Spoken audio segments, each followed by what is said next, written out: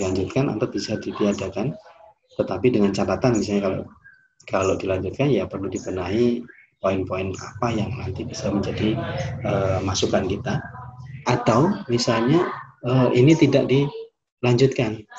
Kenapa? Karena memang hasilnya tidak sesuai dengan indikator yang sudah ditetapkan. Nah, ini beberapa terkait dengan penelitian evaluasi itu yang memunculkan di situ. Kemudian format sederhananya apa? Nah, di sini. Bedanya dengan tadi yang di studi literer itu, kita akan membahas dulu terkait dengan latar belakang. Jelas latar belakang masalahnya seperti apa dan sebagainya. Itu perlu kita perkuat lagi.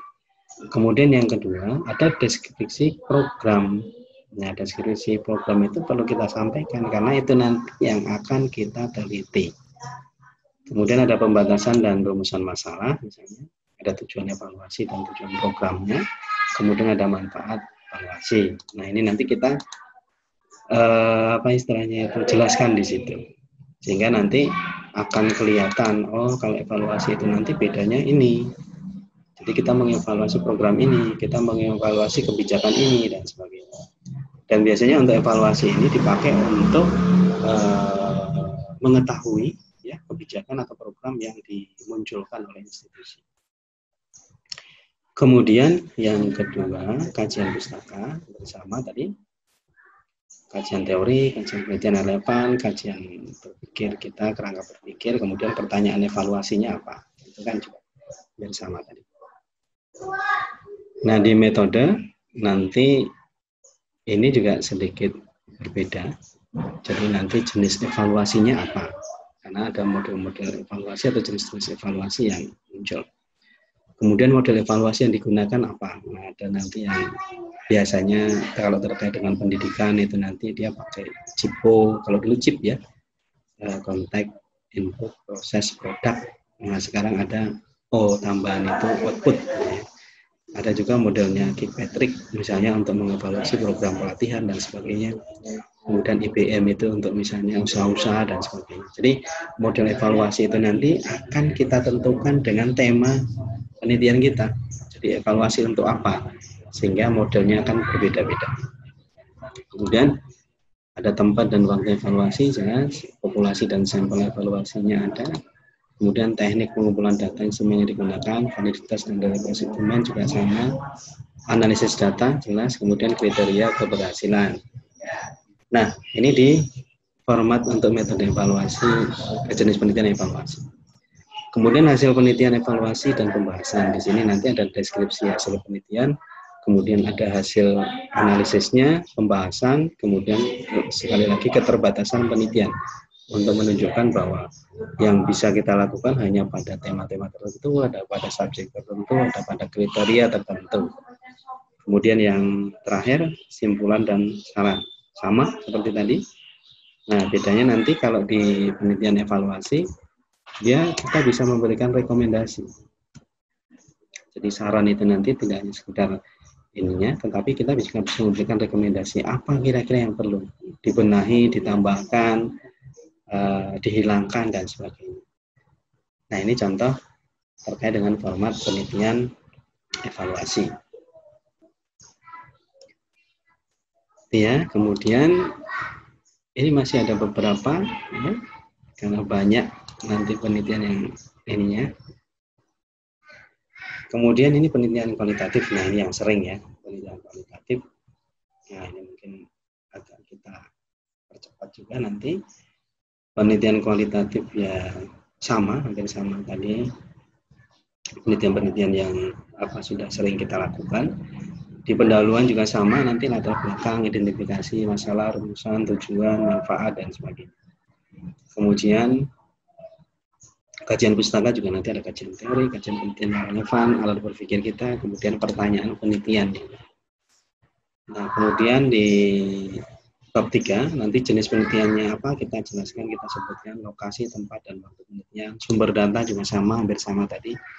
Kemudian teknik instrumen juga sama, keabsahan data juga sama. Kita akan kemudian analisis data. Kemudian yang bab 4, deskripsi hasil penelitian, pembahasan dan temuan. Nah, ini juga nanti kita bisa memberikan temuan-temuan apa temuan-temuan baru yang bisa kita lakukan, kemudian keterbatasan penelitian. Kemudian yang di bab 4 nanti ada simpulan dan saran, ada implikasi, saran, dan sebagainya. Nah, ini contoh format untuk penelitian kualitatif.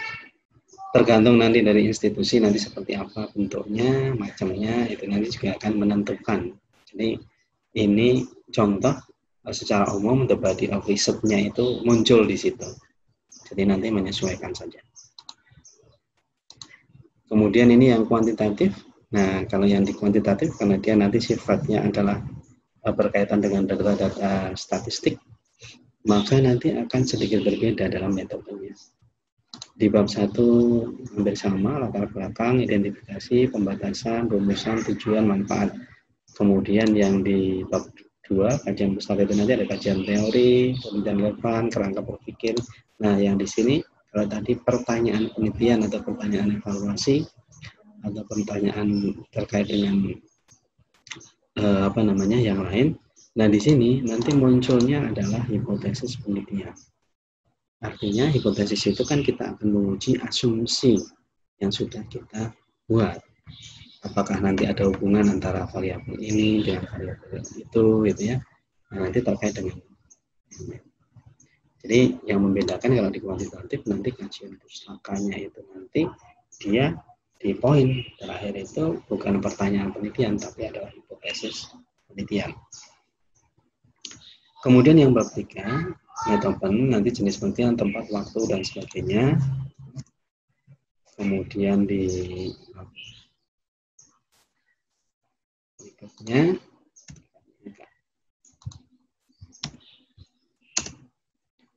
ya, populasi dan sampel sama tadi.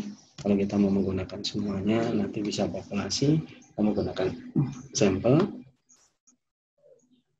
Kemudian variabel penelitian, teknik dan instrumen pengumpulan data, validitas dan reliabilitas instrumen. Nah, di sini kalau di kuantitatif kita perkuat di sini di metopennya itu sebelum nanti kita mengambil data, maka biasanya kita akan mengecek dulu validitas dan reliabilitas instrumennya itu. Makanya biasanya lazimnya instrumen itu nanti dia ada instrumen itu diuji cobakan dulu sebelum nanti mengambil mengambil subjek sesungguhnya. Kemudian yang terakhir terkait dengan bab 3 di kuantitatif adalah teknik analisis data. Nah, tadi menggunakan apa? Misalnya kalau korelasi ya bisa menggunakan produk momen, kemudian analisis regresi dan sebagainya. Karena secara statistik nanti sudah ada panduan-panduan sendiri juga yang dipakai sesuai dengan analisis yang akan dipergunakan. Kemudian di bab 4, hasil penelitian pembahasan. Nah, nanti kita akan mendeskripsikan hasil penelitian. Kemudian hasil penelitian itu nanti datanya akan kita cek juga hasil uji hipotesisnya. Benar enggak sesuai dengan yang kita inginkan. Kemudian baru pembahasan terkait dengan itu. Kemudian keterbatasan penelitian lagi sama. Kemudian simpulan, implikasi, dan saran. Nah, ini terkait dengan penelitian kuantitatif. Kemudian selanjutnya, nah ini ada 4 jenis lagi, insya Allah nanti bisa kita inikan. Nah, ketika ada persoalan dulu, ada aliran kualitatif, ada aliran kuantitatif, akhirnya memang memunculkan friksi atau gesekan. Ada yang menganggap kualitatif lebih bagus, ada yang menganggap kuantitatif lebih bagus. Dalam penelitian tidak ada yang bagus atau tidak, tetapi penelitian itu nanti sesuai atau cocoknya dengan yang mana.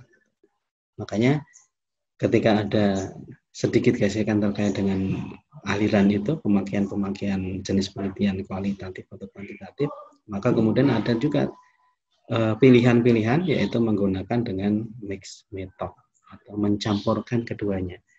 Jadi ada yang menggunakan penelitian mixed method untuk nanti melakukan penelitian secara kualitatif atau kuantitatif atau sebaliknya. Nah, yang perlu kita pahami ternyata dalam mencampurkan atau memixkan antara kualitatif dan kuantitatif itu ternyata dia ada beberapa model. Yang pertama ada yang disebut dengan model berurutan atau sekuensial. Jadi misalnya kita menggunakan kualitatif dulu baru kuantitatif, atau sebaliknya menggunakan kuantitatif dulu baru kualitatif, maka dia berurutan. Ada yang menggunakan model paralel juga, yang dia menggunakan apa istilahnya itu metode kualitatif atau kuantitatif secara bersamaan. Ada yang menggunakan model concurrent triangulation. Jadi kombinasinya itu adalah menggabungkan antara metode penelitian kualitatif dan kuantitatif dengan cara mencampur kedua metode tersebut secara seimbang 50-50. Sementara kalau metode kombinasi concurrent embedded atau campuran tidak berimbang itu ya menggabungkan antara metode penelitian kualitatif dan kuantitatif dengan mencampur keduanya secara tidak imbang. Mau dibanyakkan porsinya yang mana? Nah, yang perlu kita ingat adalah dalam menelitikan mixed method, maka laporan penelitian dengan metode campuran harus memiliki fokus yang jelas. Artinya nanti hasilnya itu kita akan bisa menjelaskannya itu dengan baik. Memenuhi kaidah penggunaan metode kualitatif dan kuantitatif. Nah, yang pertama tadi kombinasi sequential exploratory. Hampir sama sebenarnya, cuma nanti kita ada sedikit perbedaan. Di bab pendahuluan juga nanti kita akan membahas latar belakang masalahnya apa, identifikasinya apa, pembatasan masalahnya apa, rumusan masalahnya apa, tujuan dan manfaat. Kemudian di kajian pustaka juga sama, relevan sama, kerangka pikir, hipotesis juga dimunculkan sama. Nah, yang membedakan di mixed method adalah pada di metode penelitian. Karena nanti ada dua, maka kita memunculkan yang mana dulu. Mau kualitatif, mau kuantitatif, silakan. Sequential itu. Nah, di metode penelitian, metode kuantitatif, misalnya kita urutkan dari kuantitatif dulu. Maka di situ nanti kita akan menjelaskan populasi dan sampelnya seperti apa, teknik pengumpulan datanya, instrumen, kemudian sampai ke analisis. Sama, kemudian kita tambahkan metode kualitatifnya, teknik pengumpulan datanya seperti apa, analisis datanya seperti apa, uji keabsahan data seperti apa, dan sampai analisis data hasil penelitian kualitatif. Nah, kemudian yang ketiga, metode campurannya. Kita akan mendeskripsikan antara data kombinasi keduanya. Kemudian ada analisis data penelitian kuantitatif dan kualitatif keduanya. Nah, disinilah yang membedakan antara mixed method seperti itu berdasarkan model sekuensial atau berurutan. Boleh nanti kuantitatif dulu atau kualitatif, atau kualitatif dulu kuantitatif. Kemudian yang selanjutnya, di bab 4 itu jelas nanti kita akan karena hasilnya sudah didapatkan, maka hasil penelitiannya seperti apa. Kemudian pembahasan hasil penelitian, kemudian juga keterbatasan penelitian seperti apa. Kemudian bab 5 juga sama, konteksnya simpulan dan saran. Itu ya, itu untuk terkait dengan model sequential explanatory. Kemudian ada yang disebut dengan model sequential exploratory atau pengeksplorasian. Bab 1 sama, hampir sama tadi, latar belakang, fokus penelitian, rumusan masalah, tujuan penggunaan. Bab 2 kajian teori, kajian penelitian relevan, ya hampir sama secara ini. Kemudian yang bab ketiga nanti metode kualitatif, tempat, sumber, teknik, analisis, pengujian, kredibilitas data, transferabilitas data, perumusan temuan awal. Jadi nanti kalau kualitatif maka kita akan membuat temuan rumusan awal dulu. Kemudian baru yang kedua kuantitatif, populasi sama teknik, instrumen penelitian, teknik analisis data. Kemudian yang ketiga analisis data penelitian kualitatif dan kuantitatif. Nah, yang keempat hasil penelitian dan pembahasan, maka hasil penelitian nanti kita akan mendeskripsikan hasil penelitian itu, temuan hipotesisnya, jadi kalau di kuantitatif tadi sudah seperti apa, hasil pengujian hipotesisnya seperti apa, temuan hipotesis, maaf ini sama, kemudian temuan hasil kualitatifnya seperti apa. Baru kemudian subbab kedua adalah pembahasan hasilnya itu di-mixkan. Nah, yang bab terakhir kesimpulan dan saran, maka nanti ada sama kesimpulan, implikasi dan saran.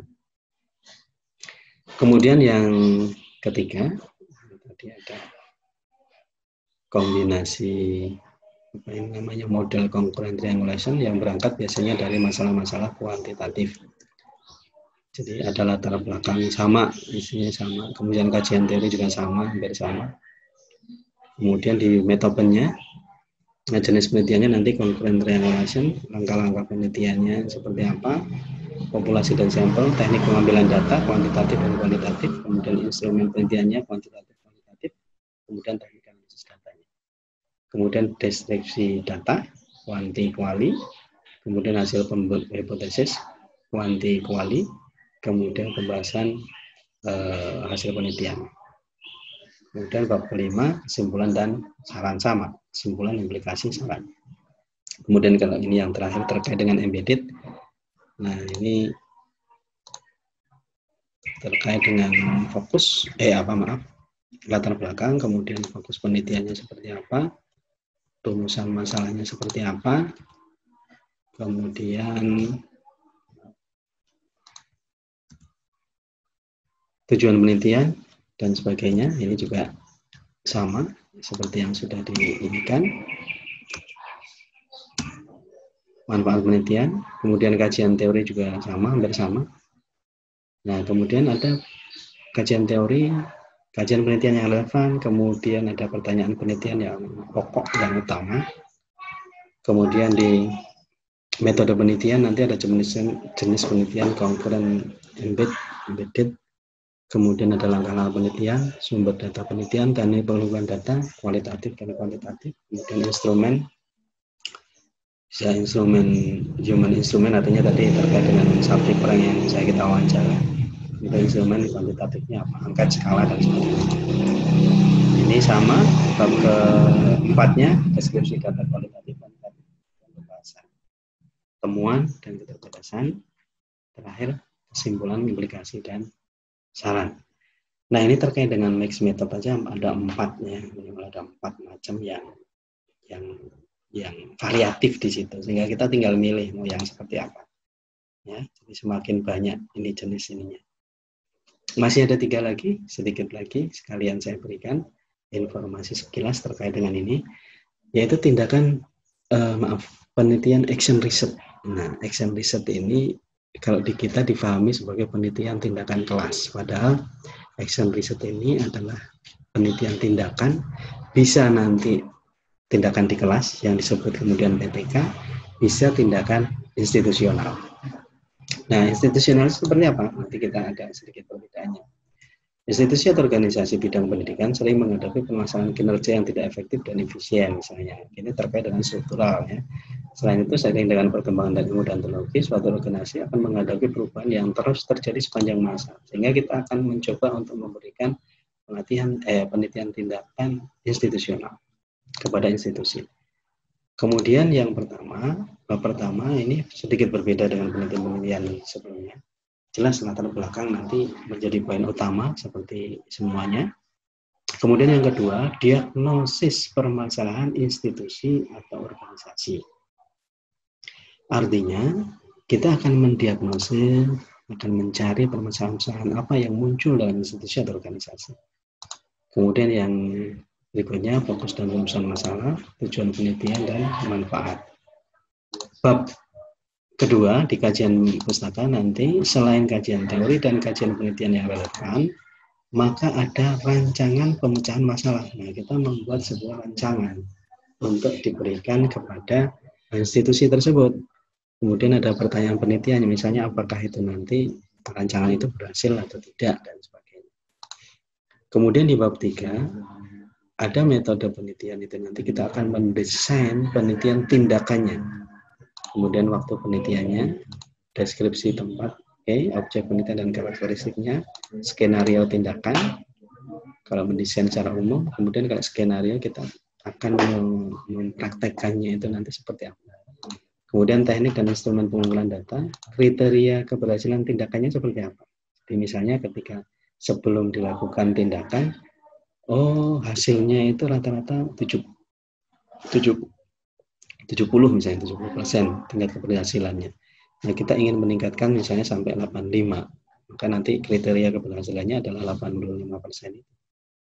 Kemudian teknik analisis data, hasil penelitian sama, pembahasan temuan penelitian, keterbatasan peneliti, kemudian simpulan dan saran di bab 5, nanti ada simpulan, implikasi, rekomendasi untuk kebijakan di institusinya.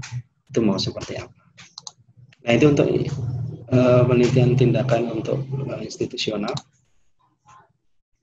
Di kemudian untuk penelitian tindakan yang kelas. Nah, ini ada beberapa macam sebenarnya yang perlu kita pahami. Hampir sama tadi, tindakan atau action, tapi ini bentuknya di kelas.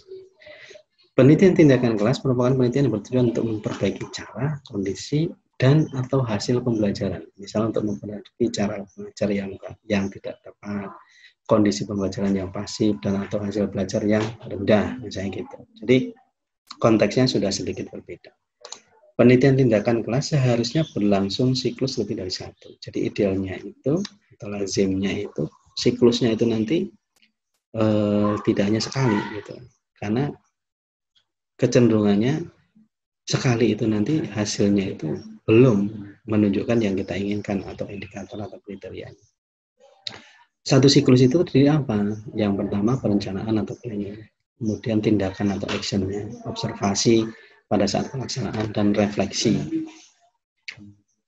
Nah, jumlah siklus pada setiap penelitian tidak boleh ditentukan sebelum action dilakukan. Artinya siklus itu nanti ya alamiah, mau berapa kali. Jadi kita misalnya tidak boleh menentukan siklusnya 2 kali saja, nggak bisa. Karena bisa jadi nanti 3 kali, 4 kali baru hasilnya didapatkan gitu ya. Nah, kemudian direfleksi itu yang sering kita agak lemah di situ. Misalnya refleksi itu nanti akan menggambarkan hasil pada saat siklus dilakukan. Nah, ketika siklus dilakukan, di refleksi itu kita akan melihat apa saja yang kurang. Nah, ketika apa saja yang kurang itu, maka kita perbaiki pada siklus berikutnya.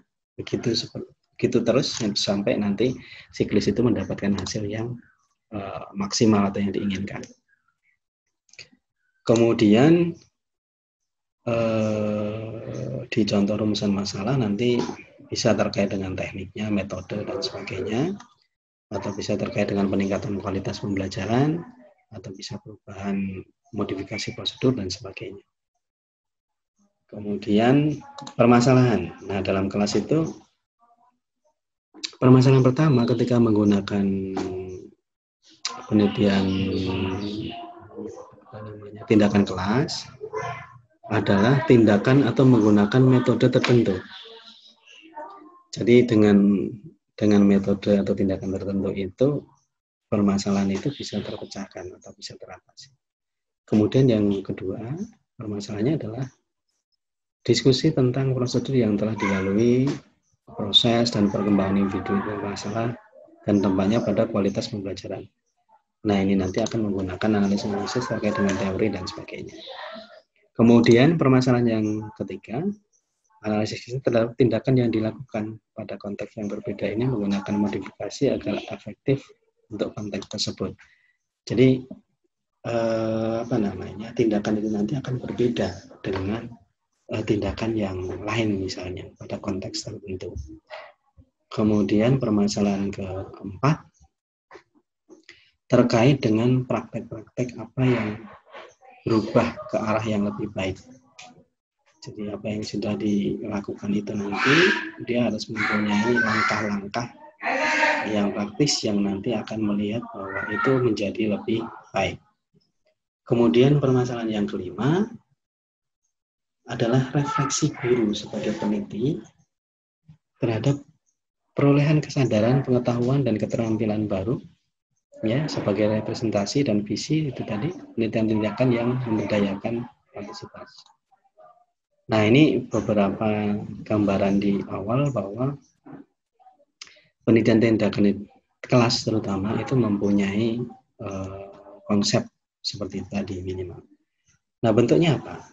Yang pertama bab 1 pendahuluan. Itu nanti berkaitan dengan latar belakang sama, diagnosis juga tadi sama, hampir sama tadi, tapi persoalannya adalah di kelas. Kemudian ada rumusan, ada tujuan, ada manfaat. Kemudian bab kedua ada kajian teori, kajian penelitian yang relevan, kerangka berpikir, nanti rancangan pemecahan masalah, kemudian hipotesis tindakannya. Kita membuat misalnya itu adanya asumsi tindakan itu nanti akan berhasil atau tidak. Kemudian bab 3 metode penelitian, yaitu mendesain penelitian tindakannya, kemudian waktu penelitian, kemudian deskripsi tempat penelitian, subjek dan karakteristiknya, skenario tindakan, teknik dan instrumen, kriteria keberhasilan, dan teknik analisis data. Kalau yang keempat, hasil penelitian dan pembahasan sama nanti. Hasil penelitian, pembahasan, temuan penelitian, keterbatasan penelitian, kemudian bab 5, kesimpulan dan syarat. Kemudian terakhir ini contoh format terakhir untuk penelitian pengembangan. Nah, ini saya tambahkan, kan kemarin ada yang bertanya. Jadi penelitian pengembangan itu yang pertama adalah kita akan membuat sebuah penelitian untuk mengembangkan, ya. Jadi yang pertama, maka nanti kita akan latar belakangnya itu seperti apa. Kemudian kita akan mengidentifikasi masalah, kemudian ada pembatasan masalah, kemudian ada rumusan masalah, ada tujuan pengembangan. Nah, yang selanjutnya dalam penelitian pengembangan yang membedakan adalah adanya spesifikasi produk yang akan dikembangkan. Nah, selama ini yang kita pahami yang namanya penelitian pengembangan atau research and development, rata-rata yang dikembangkan itu adalah media. Padahal bisa nanti pengembangan itu dalam bentuk media.